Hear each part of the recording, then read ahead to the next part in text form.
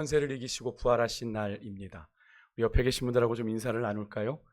우리 옆에 계신 분들, 양옆에 계신 분들하고 우리 주님 부활하셨습니다. 우리 한번 인사하겠습니다. 우리 주님 부활하셨습니다. 우리 주님 부활하셨습니다. 네, 여러분 우리가 성탄절에는 어떻게 인사하죠? 메리 크리스마스 이렇게 인사하는데 여러분 부활절에는 어떻게 인사하는지 아십니까?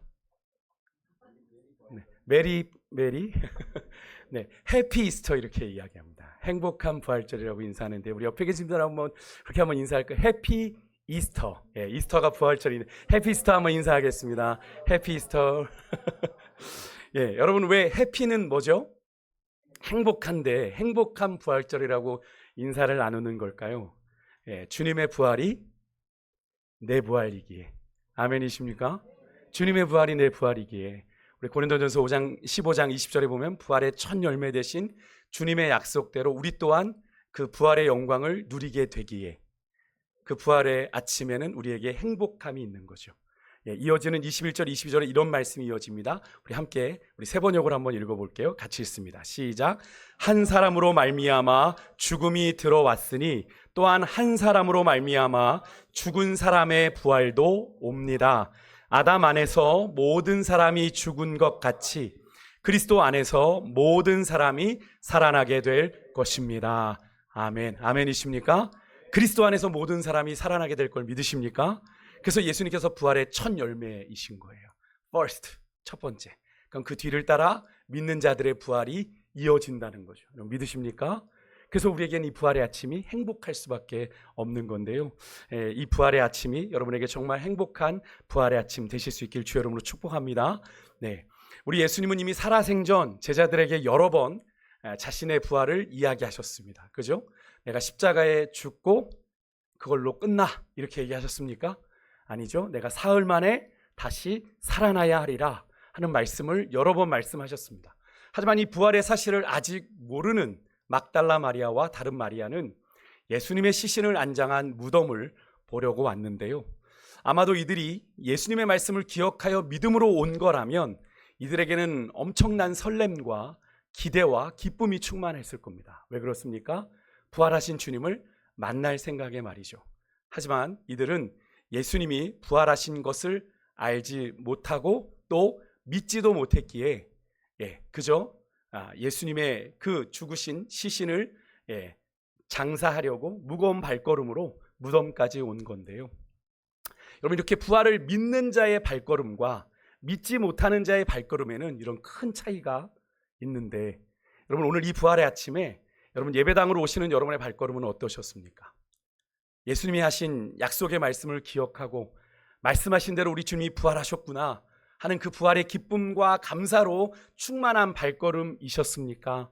아니면 부활은 고사하고 주일을 걸으면 뭔가 찝찝할 것 같은 생각에 혹시 마지못해 내디딘 발걸음은 아니신지요? 사실 우리 기독교가요 유대교와 다르게 안식일이 아닌 이 주일을 지키게 된 이유가 어디에 있는지 아십니까? 바로 이 부활절에 있습니다. 안식 후 첫날을 우리가 주의 날, 또 로즈데이, 그래서 우리가 주일이라고 부르는 거잖아요. 그렇게 정하여 지키게 된 것이 바로 사망 권세를 이기시고 부활하신 이 예수님의 부활을 우리가 기념하고 기억하기 위해서 이 주일을 우리가 지키는 거예요.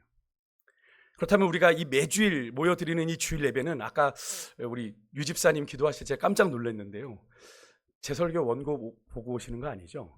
제가 주보만 드리는데 자꾸 제 원고의 이야기를 자꾸 기도를 하셔서 깜짝 놀라게 되는데 여러분 이 부활절만이 아니라 우리 매주일 우리가 이 예배를 통해 뭐가 고백돼야 돼요? 주님의 부활이요. 주님 부활하셨습니다. 이 주님의 부활이 고백되고 선포돼야 되는 날이 뭐예요? 주일입니다. 여러분은 매주일 그런 마음으로 주일 예배를 오고 계십니까? 더 나아가 이 부활의 은혜는요 우리가 정말 온전한 그리스도인이라면 매년 혹은 매주일만이 아니라 매일처럼 누리는 은혜여야 하는데 왜 그렇습니까? 우리 그리스도인들은 아까 우리 집사님 기도 중에 읽어주셨던 갈라디아서 2장 20절의 말씀을 믿음으로 고백하는 사람들이기 때문에 그렇습니다. 갈라디아 2장 20절의 말씀 화면을 보고 한번 같이 한번 읽어볼까요? 같이 읽겠습니다. 시작. 내가 그리스도와 함께 십자가에 못 박혔나니 그런즉 그리스도께서 사시는 것이라. 이제 내가 육체 가운데 사는 것은 나를 사랑하사 나를 위하여 자기 자신을 버리신 하나님의 아들을 믿는 믿음 안에서 사는 것이라. 아멘. 여러분, 이 고백은 사도 바울의 고백이지만 우리 모든 그리스도인들의 믿음의 고백이라 해도 과언이 아니죠. 이 말씀에는 그리스도인이란 어떤 존재인지, 그리고 그리스도인은 어떻게 사는 존재인지를 분명히 이야기해주고 있습니다. 사도 바울은 그리스도인을 무엇이라고 이야기합니까? 먼저 그리스도와 함께 십자가에 못 박힌 존재다라고 이야기를 합니다. 여러분, 그리스도와 함께 십자가에서 어떤 존재라는 거예요? 죽은 존재라는 거예요. 그리스도와 함께 우리는 죽었습니다. 영적인 의미에서. 육적으로 죽은 게 아니라 영적인 의미에서. 그래서 이어지는 이제는 내가 사는 것이 아니요 라는 이 고백은 그동안에는 내가 내 삶의 주인 되어 내 마음대로 내 뜻대로 살아왔는데 이제는 그렇게 사는 것이 아니에요. 왜? 그렇게 살았던 옛 본성은 주님과 함께 십자가에서 죽었습니다. 그죠? 그래서 이제는 오직 내 안에 누가 사신 것이라? 그리스도께서 사시는 것이라. 이것은 뭘 의미합니까? 그리스도께서 내 삶의 주인 되셔서 사는 존재다라는 고백이죠.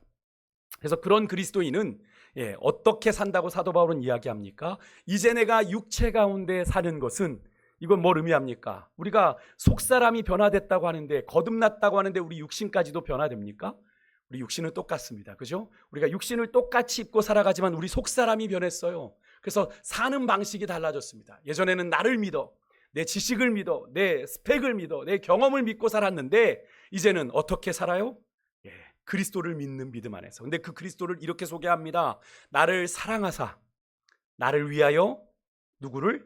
자기 자신을 버리신 하나님의 아들 예수 그리스도를 믿는 믿음 안에서, 믿음으로 사는 존재가 누구다?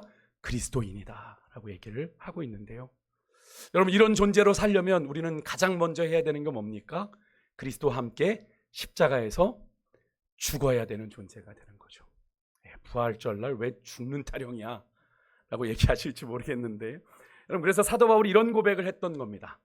공교롭게도 우리가 소위 부활장이라고 말하는 고린도전서 15장 31절에서 이런 고백을 합니다. 제가 크게 적어드렸죠. 뭐라고 해요? 나는 날마다 죽노라. 한 번 더요. 나는 날마다 죽노라. 여러분, 다시 사는 것을 의미하는 부활의 대전제는 뭡니까? 죽어야 다시 사는 거죠. 죽어야 다시 삽니다, 여러분.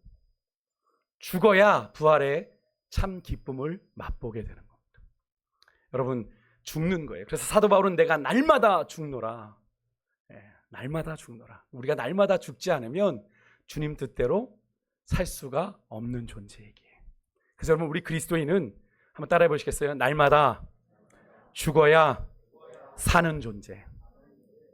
날마다 죽어야 사는 존재. 날마다 죽기에 우리는 날마다 그리스도로 인해서 뭘 경험하며 살아요? 아까 우리 집사님 기도해 주셨어요. 부활을 날마다 경험하며 사는 거죠. 그죠? 여러분, 그래서 제가 요즘 자주 언급드렸지만 우리가 하루를 마치고 잠자리에 드는 것, 그걸 제가 뭐라고 그랬죠? 죽음으로 나아가는 거다. 여러분, 그렇게 잠자리에 들면 내가 내일 아침에 당연히 눈 뜹니까? 죄송해요. 저 목사 오늘 참 부활절날 자꾸 죽는다 그러고 잠자리에 들면은 내일 못 일어날 것 같다 그러고 자꾸 이 부활절날 뭔 소리라는 거야. 네, 그죠? 죽음으로 나아가는 겁니다. 우리가 내일 누구도 내일 아침에 내가 당연히 눈을 뜰 거라고 장담할 수 없는 거죠. 우리가 아침에 당연한 듯 눈을 뜨지만 그것은 절대로 우리에게 당연한 것이 아닙니다. 매일 다시 사는 부활의 은혜가 우리에게 부어져서, 그죠? 우리가 호흡하며 아침에 일어나게 되는 거죠. 우리에게 새로운 하루가 주어지게 되는 거죠. 우리는 그래서 날마다 매일 아침마다 눈 뜨면서 부활이 이런 거구나, 다시 사는 게 이런 거구나 라는 걸 경험하며 우리 매일같이 일어나는 거죠. 그래서 이 부활의 은혜는 아까 우리 집사님 기도해 주신 것처럼 온전한 그리스도인이라면 매일같이 누려야 하는 은혜가 바로 이 부활의 은혜인 줄 믿습니다. 새로운 출발을 하게 하시잖아요. 이전 것은 지나갔으니 보라 새 것이 되었도다 하신 대로 새날을 우리에게 허락해 주셔서 다시 주님 뜻대로 살아갈 수 있는 새로운 기회들을 우리에게 매일같이 주시는 게 우리에게 매일매일의 하루지 않습니까? 여러분 그 매일같이 누리는 부활의 은혜가 쌓이고 그 쌓인 은혜에 대한 하나님을 향한 감사로 이 주일 예배가 드려질 때 이 주일 예배는 얼마나 풍성한 감사가 하나님 앞에 올려지겠어요. 지난 한 주간도 우리는 죽는 것으로 끝나지 않았어요. 그죠? 주님께서 매일같이 우리에게 새로운 삶의 은혜를 주셔서 부활의 은혜를 주셔서 여기까지 왔고 오늘 이 부활의 아침에도 우리는 그 부활의 은혜를 누리며 아침에 일어났고 오늘 이렇게 주의 전에 나와 주님을 예배하고 있는 것. 여러분 이 부활의 은혜, 이 부활의 소망에 대한 감사와 찬양이 고백되기에 우리가 아까 찬양하면서 고백했던 거예요. 주 예수 나의 산소망, 사망이 끊어졌도다. 우리가 이렇게 선포할 수 있는 건 뭡니까? 우리가 부활의 은혜를 날마다 경험하기 때문이죠. 여러분 그로 인해서 우리가 소망이 되신 예수님을 향한 믿음의 고백 또한 우리가 더 분명해지는 건데요. 여러분 우리가 매주일 모여 이 주일 예배 가운데 날마다 부활의 기쁨을 고백하는 은혜가 있으시기를 주의 이름으로 축복합니다. 그 시작은요 뭐예요? 그런데 오늘 우리가 지키고 있는 이 부활절이라고 하는 절기죠. 2000여 년 전 일어났던 한 사건을 통해서 우리가 이 절기를 기억하고 기념하게 되는 건데요. 오늘 그 부활의 사건을 기록하고 있는 본문 가운데 오늘 우리가 마태복음을 통해서 그 부활의 사건을 현장을 좀 가보려고 합니다. 오늘 본문 2절에 보면 예수님의 시신을 장사한 돌 무덤에 지진이 일어났습니다. 근데 지진이 일어났는데 그 현장에 누가 와 있어요? 하늘로부터 주의 천사가 내려와 있습니다. 내려와서 무덤을 막고 있는 그 돌을 굴려내고 그 위에 앉아 있는 장면. 지진은 일반적으로 하나님의 자신의 현현을 나타내실 때, 자신의 나타냄을 나타내실 때 일어나는 그런 기상현상이에요. 큰 지진이 일어났다는 건 예수님이 그 부활하신 현장에 누가 오셨다는 걸 의미합니까? 하나님이 임재하셨다는 걸 의미하는 겁니다. 이때까지만 해도 무덤을 지키는 자들과 여인들은 이 눈앞에 펼쳐지는 이 광경을 보고 아무런 감흥도 없이 그저 두려움에 휩싸여 있었어요. 이게 뭔 일이지 도대체? 뭔 일이지? 근데 여러분 좀 묻고 싶습니다. 여러분 우리가 기쁘게 해피 이스터 주님의 부활을 주님이 부활하셨습니다 이렇게 고백했지만 여러분 부활에 대한 여러분의 반응은 어떠십니까? 여러분 오늘 부활절 여러분 맞이하는데 매년 맞이하는 이 부활절 여러분에게 어떤 의미이세요? 조금 나누었던 것처럼 분명히 예수님의 부활은 내 부활이기에 그 부활의 영광을 누리게 된 우리에게는 이 부활이 참 기쁘고 감사한 소식입니다. 근데 여러분 그 부활에 대해서 모두 그렇게 기쁜 마음을 가지고 이 자리에 오셨어요? 아니죠. 여전히 부활절 오늘 계란 주나? 이렇게 생각하고 오신 분들도 계실 거예요. 그죠? 계란 주나? 오늘 좀 밥이 좀 다른가? 냄새가 오늘 심상치 않은데. 그런 마음으로 이 자리에 오신 분들 계시고 무덤 문을 막고 있었던 돌처럼 이 부활의 은혜에 우리가 좀 무감각하지 않은지 여러분 우리의 모습을 좀 돌아볼 수 있기를 원합니다. 여러분 그렇게 무덤 문을 굳게 닫았던 돌처럼 여러분 이 부활이 아무런 감동이 없고 은혜가 없다면 그 굳어있는 여러분의 그 신앙의 이 부활의 아침에 그 예수님이 묻히셨던 그 돌무덤에 일어났던 지진의 역사가 여러분의 삶 가운데 일어나고 하나님이 여러분의 인생 가운데 임재하실 수 있기를 간절히 축복합니다. 그래야 여러분이 부활의 능력을 경험하게 되는 거예요. 이게 감흥이 있어야 돼요. 매일같이 누려야 되는 은혜인데 이게 감흥이 없으면 어떻게 합니까? 여러분 그렇게 예수님의 무덤을 지키던 자들은요 대제사장과 바리새인들이 세운 자들이에요. 일반 사람들이 아니라 무장한 군인들이었습니다. 그런데 4절에 보니까 하나님의 그 놀라운 임재 앞에서 이들이 무서워 떨며 성경의 표현을 보니까 죽은 사람과 같이 되었다라고 기록을 합니다. 참 아이러니한 표현 아닙니까? 우리의 표현으로 바꾸면 사색이 됐다라는 표현으로 바꿀 수 있을 것 같은데 참 역설적이죠. 지금 그들이 지키고 있는 현장은 뭡니까? 죽은 사람이 있는 무덤입니다. 근데 결국 죽었다고 하는 예수님은 어떻게 돼 있어요 지금? 다시 사셨는데 살아있어서 그 무덤을 지키던 자들은 지금 어느 지경이 됐습니까? 죽는 지경이 됐어요. 참 놀라운 반전이지 않습니까? 주님의 부활이 만든 반전이죠. 여러분 이렇게 하나님의 손에 인간의 역사는요 얼마든지 이런 반전의 역사가 일어날 수 있는 게 우리 인생인 줄 여러분 믿으시길 바랍니다. 여러분 부활의 역사는 그런 우리 인생에 반전의 역사를 만들 수 있어요. 그래서 여러분 이 예배 가운데 돌로 굳게 닫힌 무덤 같은 인생의 답답함, 여러분 인생의 문제를 안고 이 부활의 자리에 나오신 분들 계십니까?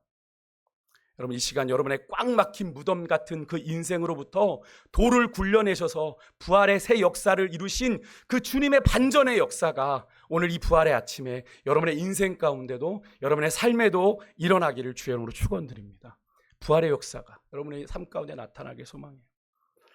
이 빈 무덤 안에 낯선 주의 천사로 인한 두려움은 예수님의 무덤을 찾았던 여인들에게도 마찬가지였습니다. 하지만 천사가 이 두려워하는 여자들을 안심시켜요. 5절인데 우리 5절 말씀 한번 같이 한번 읽어보겠습니다. 같이 읽습니다. 시작. 천사가 여자들에게 말하여 이르되 너희는 무서워하지 말라. 십자가에 못 박히신 예수를 너희가 찾는 줄을 내가 아노라. 아멘. 여러분, 이 천사의 말로 인해서 무서워 두려워 떨었던 여자들은 많은 위로를 얻었을 거예요. 왜 그렇습니까? 하나님이 당신의 천사를 통해, 당신의 사자를 통해 내가 너희들을 안다라고 말씀하셨기 때문이죠. 여러분, 그들이 왜 예수님의 무덤에 왔는지, 그들이 왜 두려워하는지를 아신다고 말씀하셨기 때문에 안심이 되는 거죠. 여러분, 제가 최근에 한번 어떤 그런 심리 결과를 좀 받았는데요. 그러고 이제 검사를 하면 기질이 나오더라고요. 기질이 나오는데 교육받는 그 자리에서 기질끼리 모아서 이야기를 나누는 시간이 있었는데요. 여러분, 그냥 나랑 비슷한 성향을 가진 사람들입니다. 그런 사람들과 대화를 나누는데 이야기들이 너무나 공감이 되는 거예요. 똑같은 이야기를 하는 겁니다. 내가 삶에서 경험한 이야기가 나도 그런데요. 저도 그런데요. 그 기질상 당연히 그럴 수밖에 없는 건데, 근데 희한하죠. 그 이야기에서 나도 그렇습니다 하는 이야기에 제 마음이 편안해지는 거예요. 아, 그럴 수 있구나. 나만 유별난 게 아니구나. 나와 같은 공감을 하는 사람들이 있구나. 여러분, 그래서 상담의 시작은 공감이거든요. 상담의 시작은 공감입니다. 그런데 오늘 이 천사가 이 여인들의 마음을 공감해 준 거예요. 너희가 십자가에 못 박히신 예수를 너희가 찾는 줄을 내가 아노라 이야기했던 겁니다. 여러분, 우리 주님은 우리의 형편과 사정을 다 아시는 줄 믿습니다. 우리의 머리카락까지 세신 바 되신 우리 하나님은 연약한 우리가 인생을 살아가면서 수시로 인생 가운데 마주하게 되는 두려움과 여러 불안의 원인들을 너무나 잘 아신다는 거예요. 여러분, 이런 주님의 위로는 단순한 감정적인 위로가 아니라, 사람들과 대화 나누며 얻는 공감만이 아니라 우리 인생의 모든 것들을 변화시키고, 여러분, 세상이 줄 수 없는 참 평안으로 우리 안에 엄습한 이 두려움과 불안을 물리치는 능력이 있음을 여러분 믿으시길 바랍니다. 주님의 위로와 그 공감의 은혜가 여러분의 삶에 임하기를 주의 이름으로 축복합니다. 그렇게 천사는요, 여자들을 위로한 뒤에 6절에 예수님의 부활의 소식을 전합니다. 그리고 그 여인들이 부활의 증인이 될 것을 요청해요. 우리 6절 말씀 같이 한번 읽겠습니다. 같이 읽겠습니다. 시작. 그가 여기 계시지 않고 그가 말씀하신 대로 살아나셨느니라. 와서 그가 누우셨던 것을 보라. 아멘. 그래서 우리가 중요한 사실을 확인하게 됩니다. 예수님의 부활은 뜬금없이 일어난 사건이 아니라 주님이 말씀하신 말씀의 성취다라는 거예요. 말씀대로 이루신 사건이라는 거예요. 그래서 천사가 이렇게 말하는 거죠. 그가 말씀하시던 대로라는 표현을 쓰고 있는 겁니다. 여러분, 복음서에 보면 예수님께서 자신의 죽음과 부활에 대해서 아까 서두에도 말씀드렸지만 여러 번 제자들에게 말씀하셨는데요. 우리가 오늘 마태복음을 읽고 있으니까 마태복음에서 한번 찾아보겠습니다. 마태복음 20장 18절 19절에 보면 이런 말씀이 나와요. 함께 읽습니다. 시작. 보라, 우리가 예루살렘으로 올라가노니 인자가 대제사장들과 서기관들에게 넘겨짐에 그들이 죽이기로 결의하고 이방인들에게 넘겨주어 그를 조롱하며 채찍질하며 십자가에 못 박게 할 것이나 제3일에 살아나리라. 아멘. 예수님께서 뭐라고 말씀하셨어요? 십자가에 못 박게 할 것이나 제3일에 살아나리라. 근데 이렇게 예수님께서 당신의 죽음도 이야기하시고 부활에 대한 예언도 하셨는데 들었던 제자들의 반응은 성경이 뭐라고 기록하냐면 매우 근심했다라고 성경은 기록합니다. 왜 근심했던 걸까요? 부활의 소식까지 들었으면 근심할 이유가 없는데 왜 근심했던 걸까요? 그들의 귀에는 뭐까지만 들렸어요?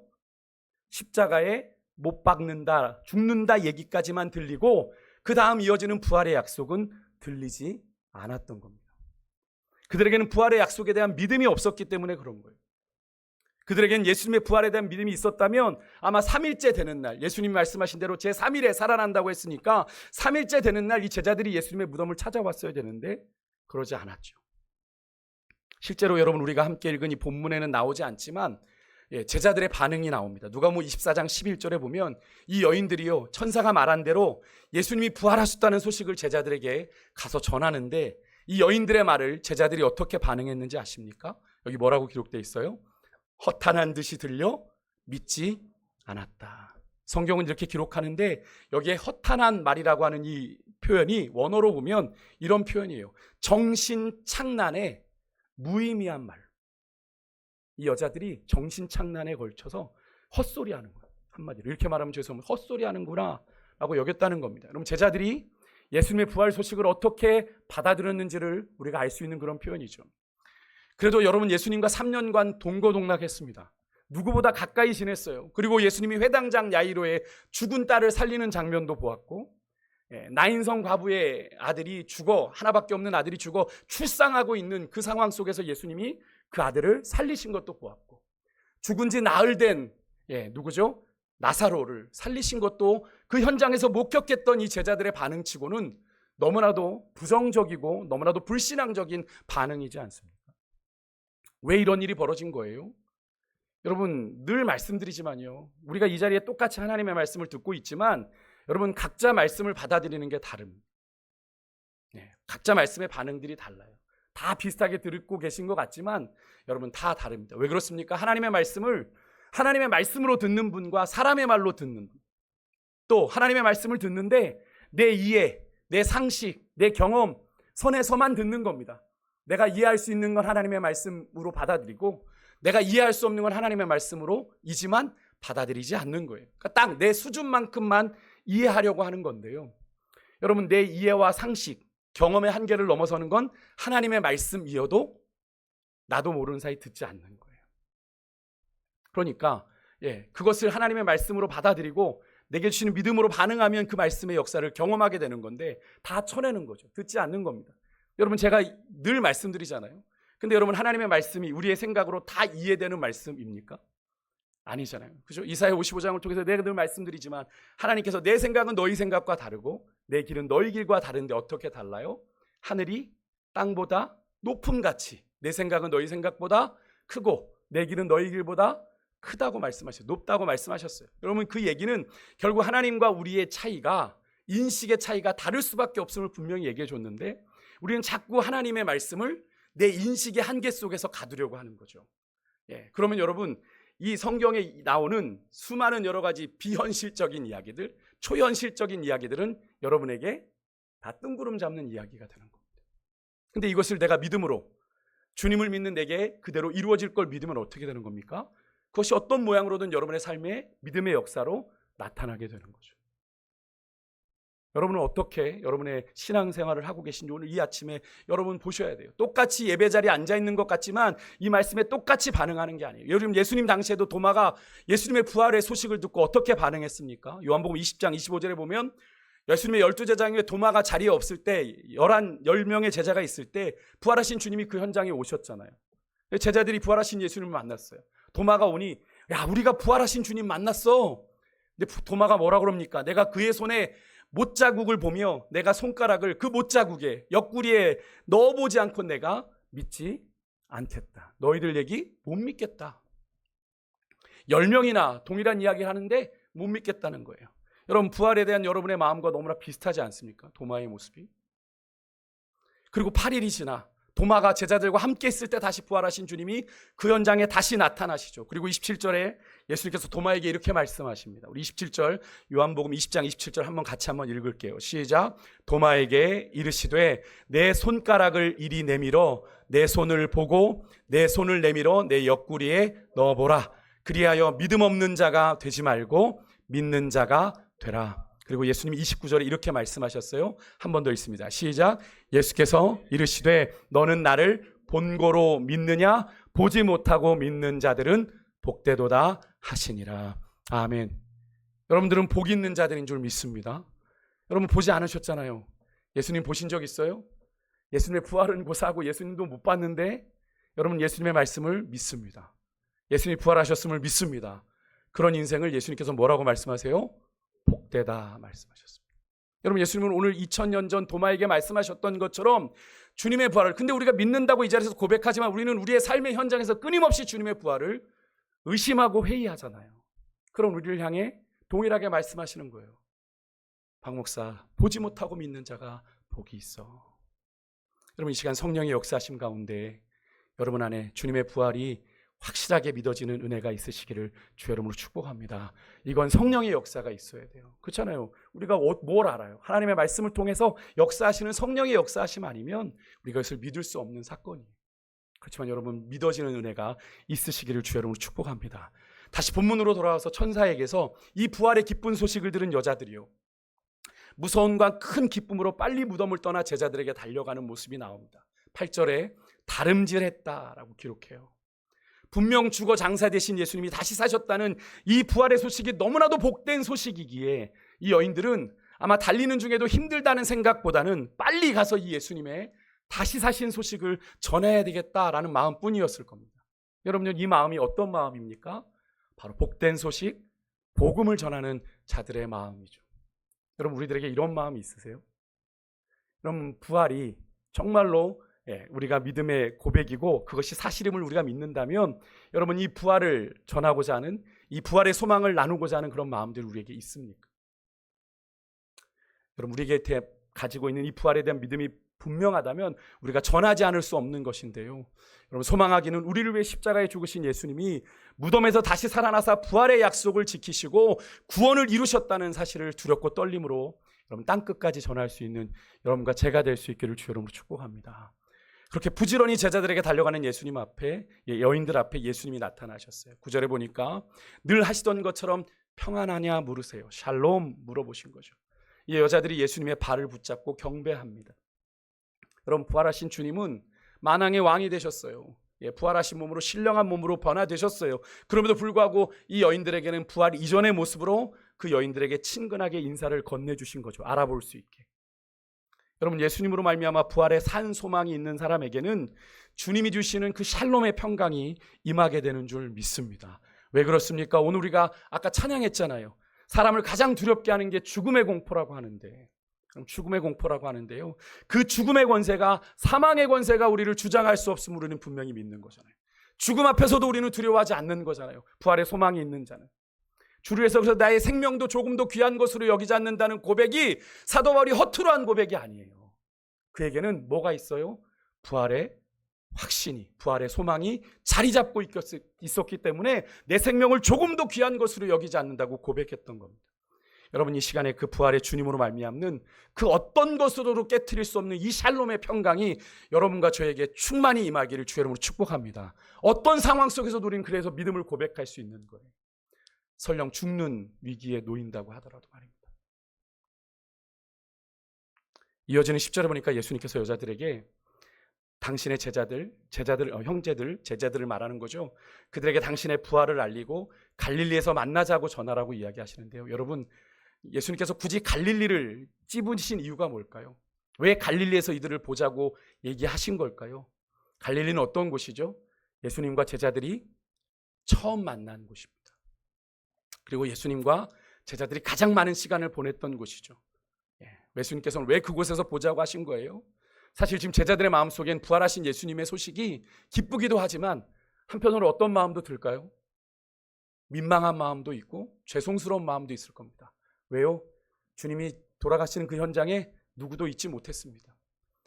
호언장담했는데 베드로는 죽을지언정 내가 주님을 떠나지 않을 거다라고 얘기했는데 그 주님이 살아 돌아오셨네. 어쩌지 무슨 낯으로 주님을 만나지? 끝까지 제자의 본분을 다하지 못해 스스로에게 좌절하고 낙심한 제자들, 그들을 처음 부르셨던 그 자리로 다시 부르시는 거죠. 무엇을 의미하는 겁니까? 얘들아, 다시 시작하자. 다시 달려가자. 실패한 제자들을 다시 부르심의 현장으로 초대하고 계신 거죠. 여러분, 예수님의 부활은요, 제자로서의 사명에 실패했던 제자들에게 새로운 소명으로 이어졌고요, 그것은 갈릴리로 예수님의 부르심에서 확인하게 되는데요, 우리가 그것을 요한복음 21장에 가면 디베라 바닷가, 갈릴리의 다른 이름이죠, 베드로를 향한 예수님의 질문에서 우리가 확인하게 됩니다. 요한의 아들 시몬아, 내가 나를 사랑하느냐? 3번의 거듭된 질문에 베드로는 차마 주님, 내가 주님 이만큼 사랑합니다 얘기 못합니다. 주님, 내가 주님 사랑하는 거 주님이 아시잖아요. 여러분, 이 말씀을 잘 묵상해 보면 여러분, 주님께 모든 판단을 맡기고 있는 거예요. 그죠? 내가 주님을 얼마나 사랑하는지 주님이 아시지 않습니까? 근데 그런 시몬의 고백에 내 양을 먹이라, 내 양을 치라, 내 양을 먹이라 말씀하시잖아요. 베드로를 다시 사명의 자리로, 나는 안 된다고 생각하는데 베드로를 사명의 자리로 부르고 계시는 것이지 않습니까? 마찬가지로 우리 주님은 지금도 여전히 주님을 따르는데 날마다 실패하고 좌절하는 여러분과 저를 우리와 주님이 만났던 갈릴리로 부르고 계세요. 민망하다고요? 부끄럽다고요? 주님 앞에 염치가 없다고요? 나 주님 믿는 제자답게 살지 못해서, 그리스도인답게 살지 못해서 염치 없다고요? 괜찮습니다. 부활하신 주님은 지금도 그렇게 연약한 우리를 당신과의 추억이 있는 갈릴리에서 기다리고 계세요. 다시 와서 다시 시작하자. 여러분, 부활의 기쁨 속에 우리 주님이 기다리시는 그곳 갈릴리로 함께 달려가지 않으시겠습니까? 그래서 우리 주님이 오늘 우리에게 이 새날을 주신 거예요. 다시 시작하자고 오늘 이 부활의 은혜를 누리는 새날을 주시고, 이 부활의 기쁨 속에 우리에게 이 새날을 주신 거예요. 그렇게 우리가 주님께로 돌아갈 때 여러분, 우리는 연약하지만 우리 안에 새 일을 행하시는 주님으로 말미암아 새로운 역사가, 새로운 사명이 시작되게 될 줄 믿습니다. 나도 나를 포기하지만 주님은 우리를 포기하지 않으셨다는 거예요. 제가 예전에 그런 말씀 드린 적이, 우리가 주님과 손을 잡을 때 이렇게 잡고 가는 게 아니라, 어떤 목사님 그렇게 말씀하시더라고요. 이렇게 잡고 간다. 우리가 때로는 주님 손 놓을 때 정말 많은데 주님은 절대로 우리 손을 놓지 않으신다는 거죠. 여러분, 오늘 이 자리가 그런 자리인 줄 믿습니다. 우리도 우리 인생에 주님을 따라가는 것 때로는 포기하고 싶을 때가 있고, 이런 식으로 할 거면 다 때려쳐 라고 얘기하고 싶은 우리의 상태지만, 우리의 모습이지만, 그런 우리를 주님이 포기하지 아니하시고 갈릴리로 오라고, 갈릴리로 오라고 다시 사명의 자리로 우리를 부르고 계시다는 것을 여러분 기억하시고, 오늘 그 부활의 주님 앞에 우리의 체면, 자존심 다 내려놓고 주님의 은혜 앞으로 겸손하게 나아가는 여러분과 제가 될 때, 우리의 연약한 모습 그대로, 있는 모습 그대로 받으시는 그 주님의 은혜가 우리 가운데 부어져 다시 한번 새로운 역사를 꿈꾸는 여러분의 인생들 되실 줄 믿습니다. 그런 소망 가운데 우리 아까 함께 찬양할 때, 우리 아까 불렀던 그 찬양 같이 했으면 좋겠는데요. 아까 마지막 불렀던 찬양입니다. 주 예수 나의 산소망, 우리 같이 찬양하며 나아가겠습니다. 우리 여러분